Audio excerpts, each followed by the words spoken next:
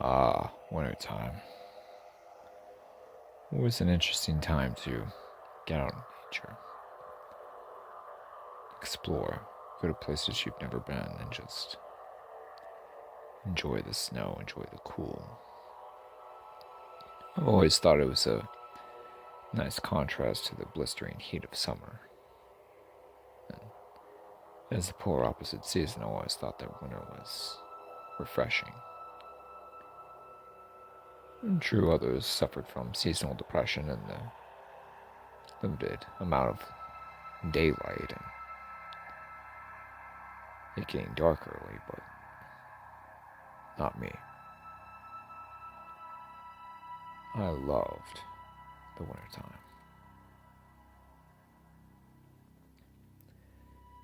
I was stressed out from work and just needed to take a weekend off to get away from everything. All the day-to-day hassles and stresses of life. Hopped in my truck, went to a state park that I frequented time and time again during the summer, but I've never been there during the wintertime. Spoke to the park rangers and able to rent myself a little cabin for the weekend. As I pulled up to the shack, the cabin wasn't very big, only about 15 by 20 feet, if that. It's meant for a single person, or maybe three people at the most, but it's nice, compact, well built, and is really sturdy. The initial frame of the cabin had been built back in the 40s. It was partially used to house army soldiers that were stationed back during World War II, and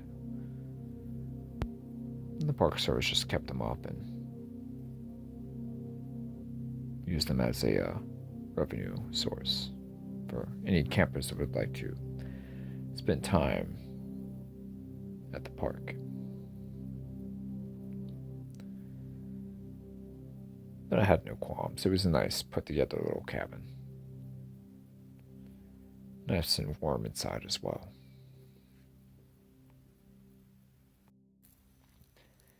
There was heating in the building, but I preferred to use some of the firewood that was made available. Make use and utilize the chimney. Really warm up the joint quite a bit.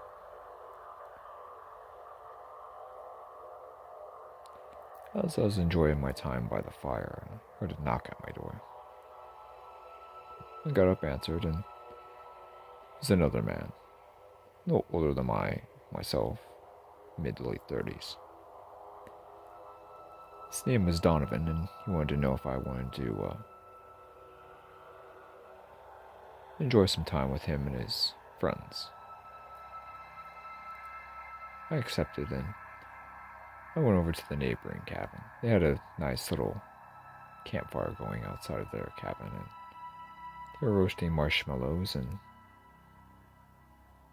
having a couple beers.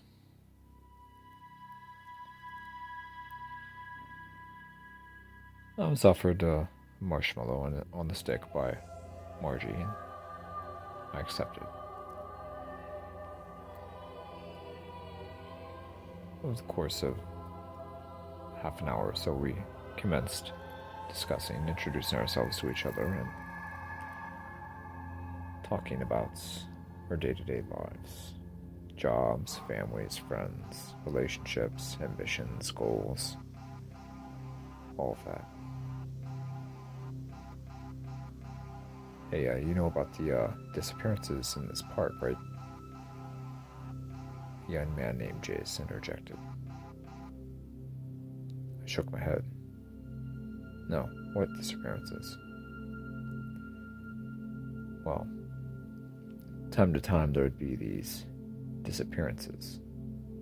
People just vanish into thin air and just go missing. No bodies found, no blood, no clothes, no clothing, not a trace, no tracks, nothing. No bones, no skull fragments, They just vanished into thin air, popped. No more.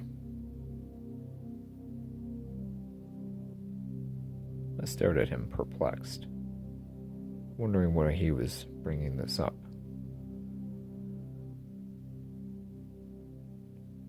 Just a cautionary thing, I guess, he finally answered.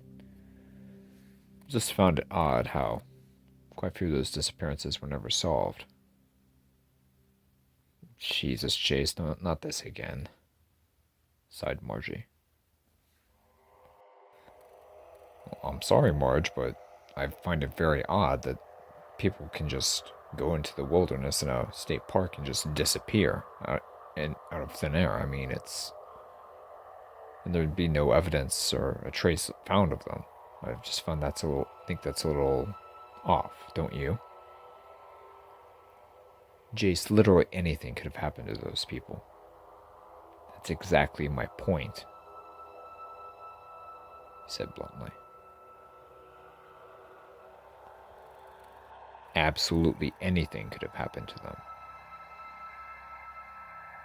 Oh, will you two hush? Shouted Donovan, beginning to get annoyed. Jesus, every time I bring you two along, you always have to argue about something. Why can't you guys just relax? You know, we're on a staycation, a weekend getaway. We're trying to enjoy ourselves. You started it, whispered Margie. Oh, God, sighed Donovan.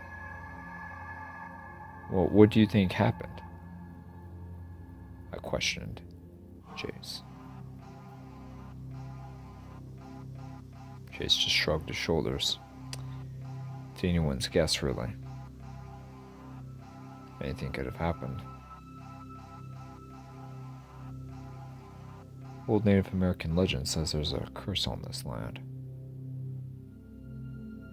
Curse? What kind of curse?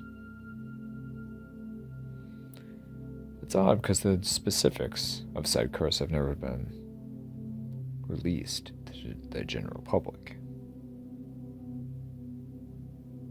You mean no one knows what the actual curse is? Well, the Indians do, but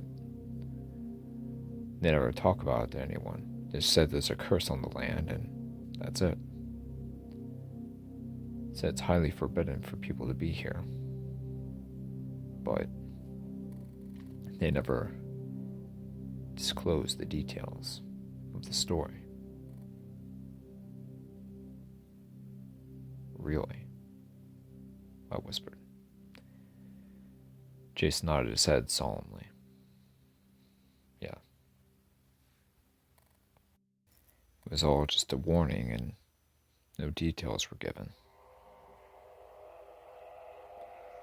I sat there silent for a moment. My hand brushing up against my chin, deep in thought.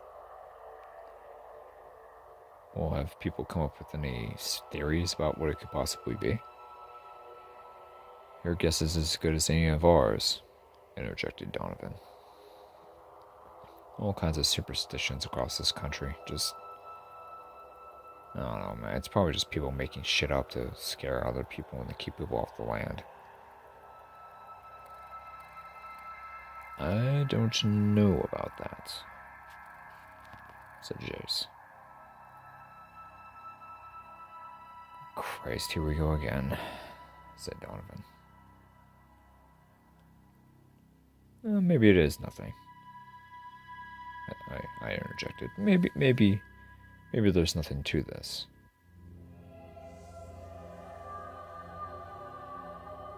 Everyone sat staring at me. We hope, uttered Margie. I stayed for a little while longer, and before long, the group decided to turn in, and I went back to my cabin.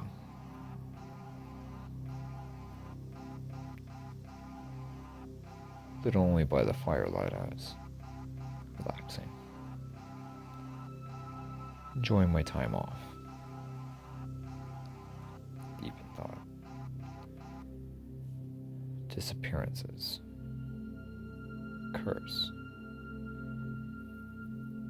Sounds like any weird horror movie. Monster movie you'd see.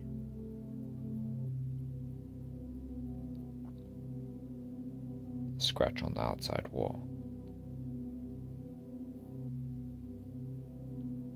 The fuck? I thought to myself. We're in the dead of winter and black bears are supposed to be hibernating during this time of year. Can't imagine why there'd be a black bear outside. Just there was a pound on the wall outside, as if someone had taken their fist and just pounded on it one single time.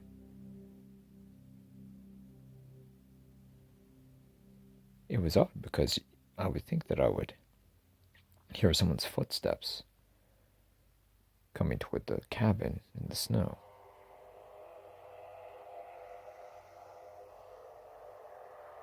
I sat there in my chair, staring at the outside wall.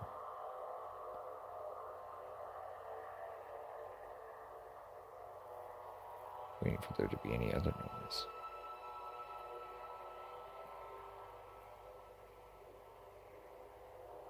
Then I heard a very slight poke at my front door.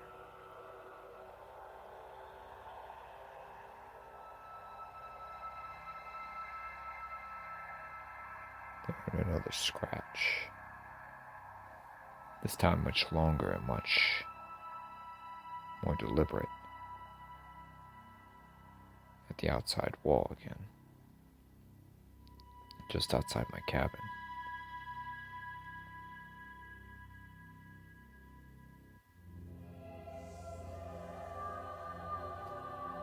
With the wood crackling in the fire,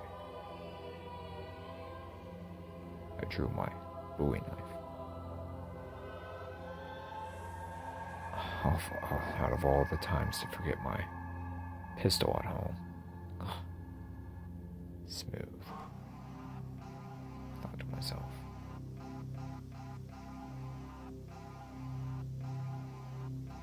Then a strange tapping outside the wall. I didn't dare my presence be known.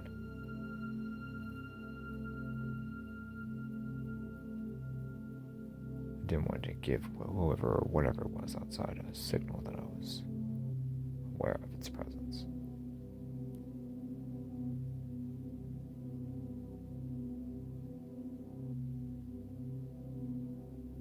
Then a boom from the ceiling.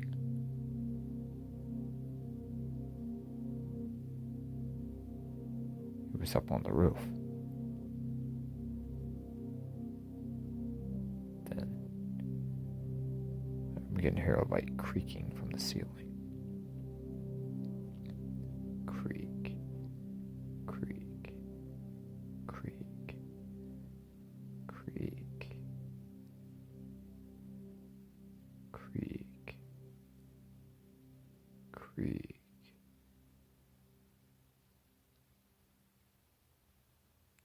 And a cringing series of scratches on the ceiling, on the roof.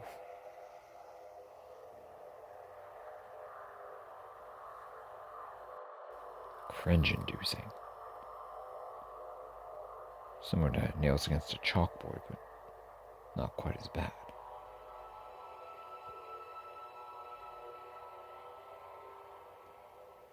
Then I heard a deep rumbling. A deep rumbling from the roof. Impossibly deep.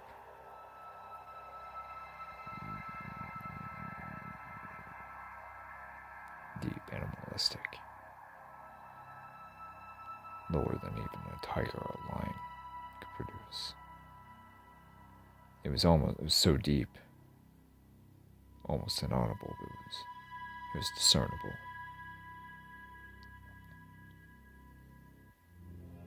Heart's pounding on my chest. I don't know what to do.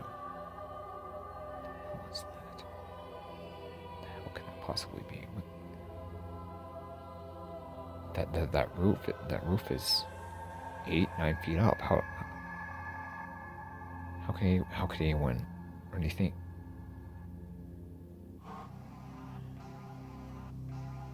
And what was strange was the pattern of the footfall was a distinct 1-2, 1-2, 1-2 pattern. Something bipedal. Not the weird shuffling sound that you would hear with a quadrupedal gait, but a bipedal one. 1, 2, 1, 2.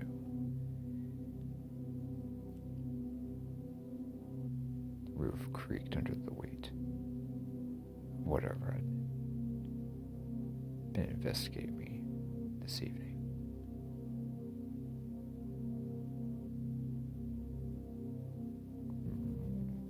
Another deep growl. It was soft and deep, but it was very clear. Audible.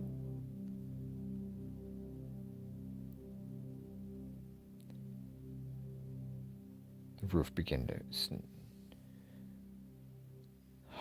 the roof continued to creak under the weight of the whatever it was.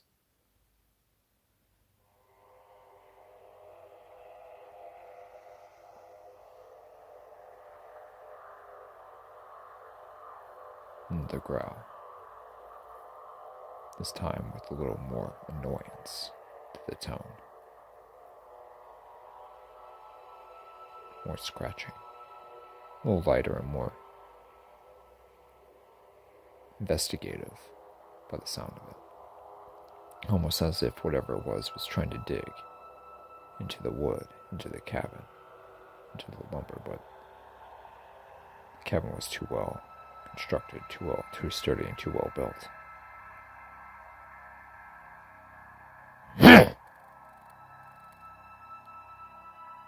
The animal growled harshly. The being growled harshly. I didn't know what the hell it was.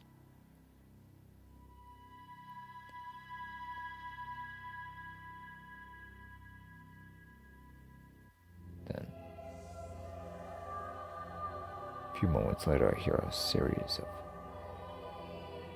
scratch. It's just a long scratch. Went from one end of the outside wall to the other. Just a big, long scratch, as if something had draped its hand along the outside wall and just walked and held its hand by and just draped along. Walked along, scratching the outside lumber.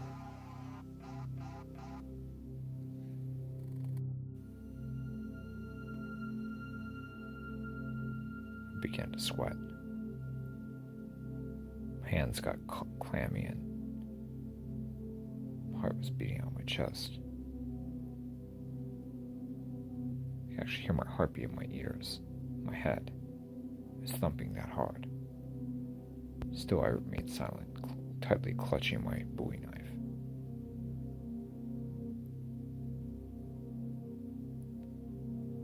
I heard the light investigative scratching against my front door.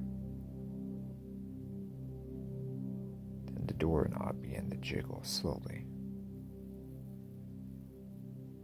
Slowly at first, then picked up speed, and then began to jiggle. Quickly, sharply, and fast.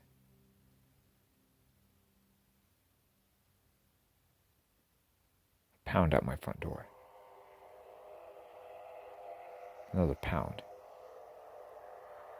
As if someone was trying to bang on it.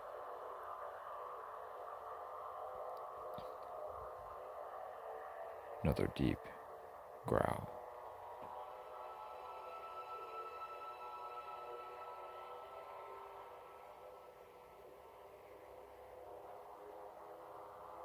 piercing scream outside. It began as a deep growl roaring and crescendoed into a high-pitched scream. Then back down to a light growl purr.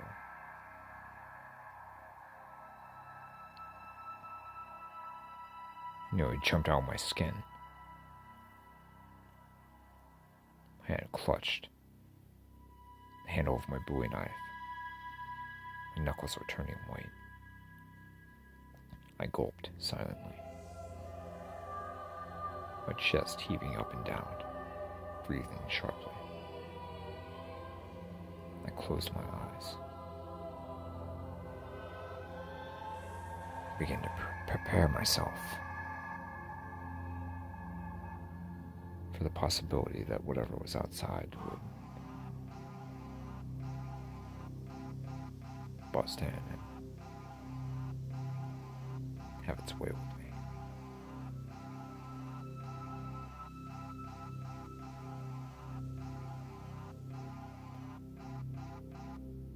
It began to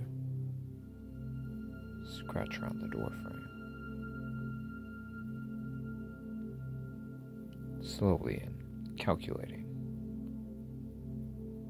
I tried to find a weak spot within the structure.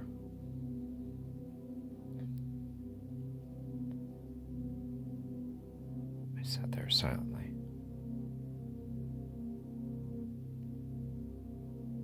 not moving. Well, I was breathing, but not moving out of place or even making a sound hardly.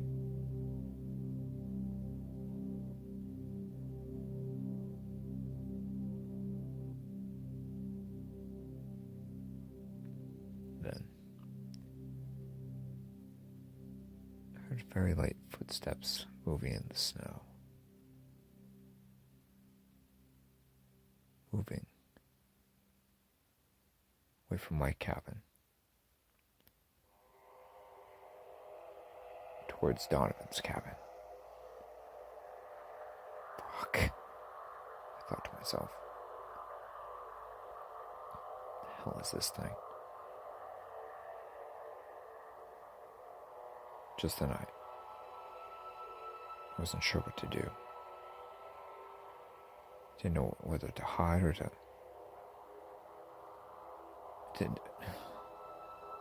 Should I warn them?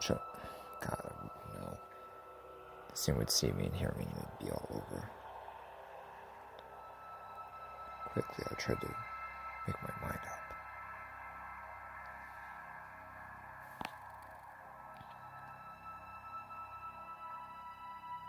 God, what should I do? I slowly and quietly got up and tried to find if there were any more weapons within the cabin, but nothing. All I had was the Bowie knife.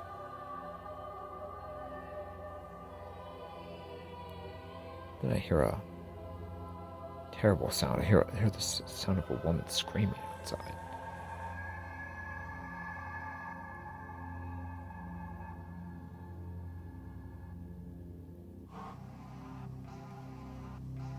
I heard it once, and I heard it twice.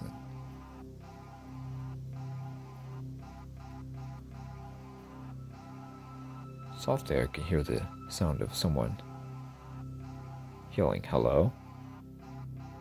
out from next door. "Who's out there? Hello? You okay?" shouted a man's voice. God, it's either Donovan or Jace, I thought to myself. I didn't know what to do. I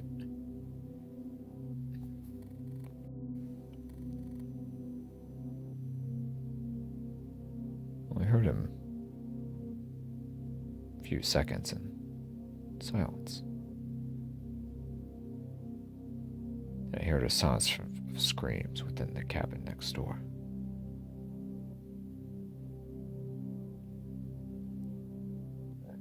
Screams went on for several seconds and then silence.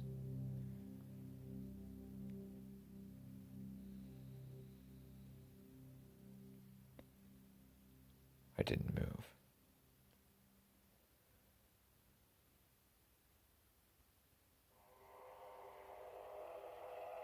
A few moments went by and I didn't hear anything. Once again, I heard the jiggling of the doorknob at my front door. The being, whatever it was, growled in frustration.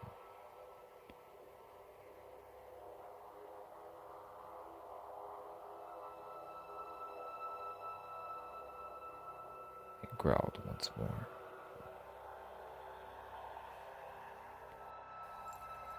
Scratching with its nails or claws, whatever it had, against the woodwork of the door out front.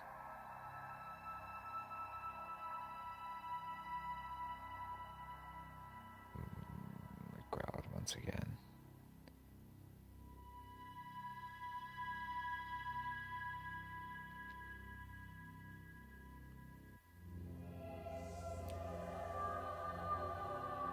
I waited for what seemed to be hours.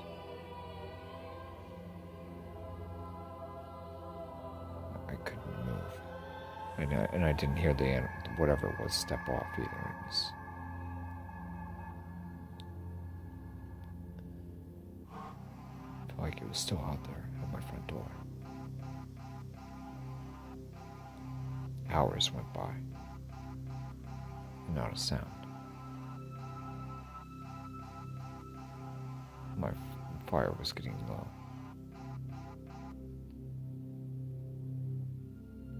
The logs had been reduced to smoldering embers. And the inside of the cabin was beginning to get dark.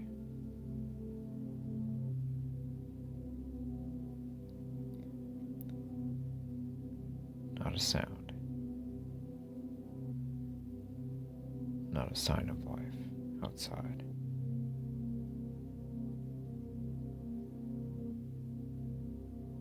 Sudden jolt at the door. The doorknob began to twist violently again.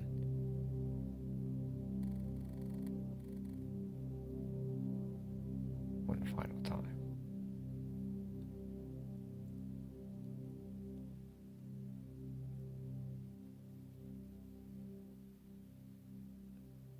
I hear footsteps walking away through the snow.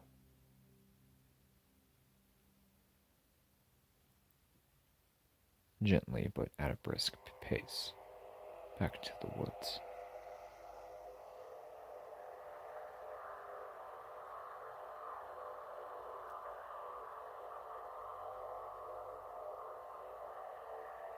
Footsteps were no longer audible now.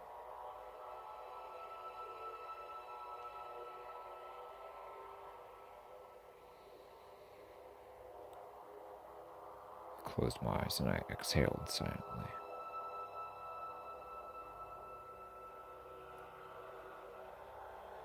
With my eyes closed, I breathed in and out slowly, thinking about the ordeal that I just witnessed, that I just went through.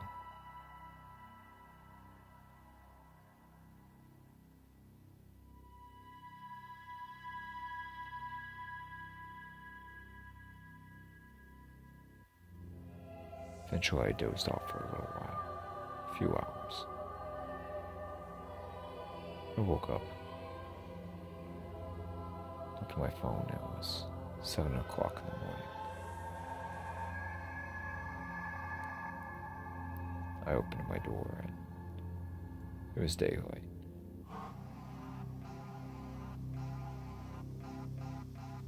Went outside and there were several rangers' trucks and police cars parked in front of Donovan's cabin.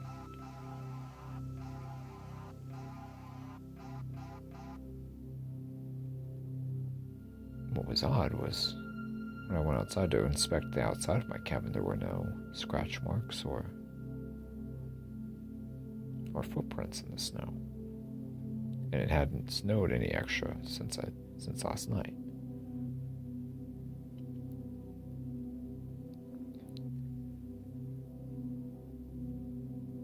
looked off into the woods, into the deep, dark evergreens.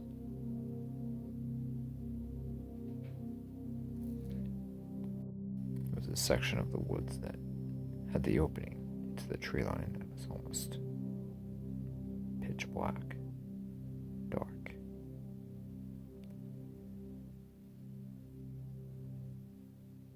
In the distance, I could see these enormous, dark red eyes staring right at me. A couple blinks, and the set of eyes were gone into the darkness, never to be seen again.